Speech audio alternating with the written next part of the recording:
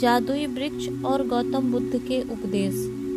बहुत समय पहले की बात है। एक छोटे से गांव में अर्जुन नामक एक युवक रहता था।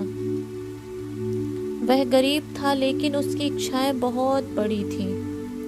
वह हमेशा यही सोचता रहता था कि यदि उसके पास बहुत सारा धन और शक्ति होती तो उसका जीवन कितना सुखी हो जाता।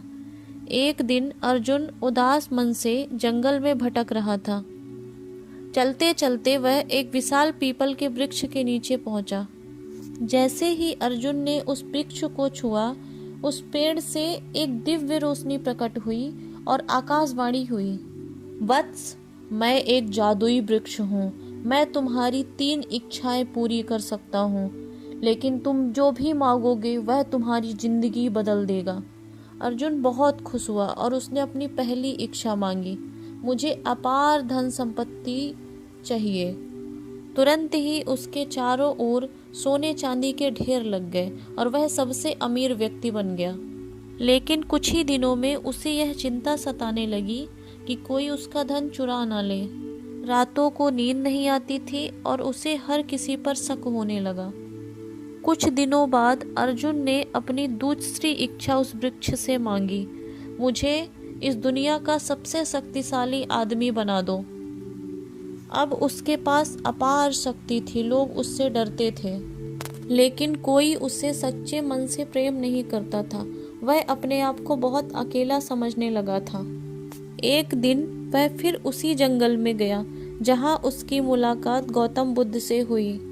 गौतम बुद्ध ने उसकी आंखों में उदासी देखी और पूछा, वत्स, तुमने तो सब कुछ पा लिया है, फिर भी तुम प्रसन्न क्यों नहीं हो? अर्जुन ने अपनी कहानी सुनाई। बुद्ध मुस्कुराए और बोले, इस संसार में धन और शक्ति की कोई सीमा नहीं है। जिसे पाने के बाद भी तृष्णा बनी रहे वह असली सुख नहीं है।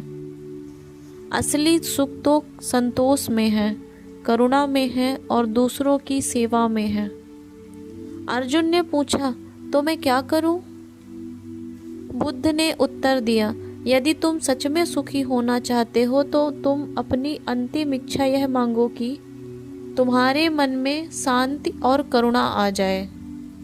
अर्जुन ने तुरंत अपनी तीसरी इच्छा मांगी, हे जादुई वृक्ष, मुझे आंतरिक प्रेम और करुणा से भर दो। मुझे करुणा प्रदान करो ताकि मैं लोगों की मदद कर सकूं और अपने धन और संपत्ति का उपयोग सही दिशा में कर सकूं। जैसे ही उसने यह कहा, उसके हृदय में एक अद्भुत शांति का एहसास हुआ। अब उसे ना तो धन की लालसा थी और ना ही शक्ति की भूख। उसने गांव लौटकर लोगों की सेवा करना शुरू की। वह गरीबों की मदद करने लगा। वह दीन दुखियों का सहारा भी बन गया था और पूरे गांव में प्रेम और करुणा का संदेश फैलाने लगा।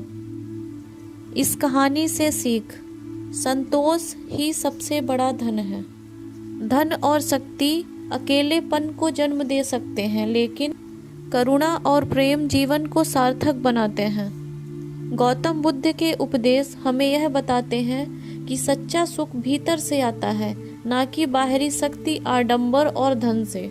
जिसे शांति पानी हो उसे बाहर नहीं अपने भीतर झांकना चाहिए। यही गौतम बुद्ध का सबसे बड़ा संदेश है और यही बौद्ध धर्म का मूल मंत्र भी है। अपने भीतर झांको, स्वयं को ढूंढो, स्वयं से मिलो, लोगों के साथ करुणा रखो, अच्छा व्यवहार करो। आपके जीवन में सब कुछ अच्छा ही होगा।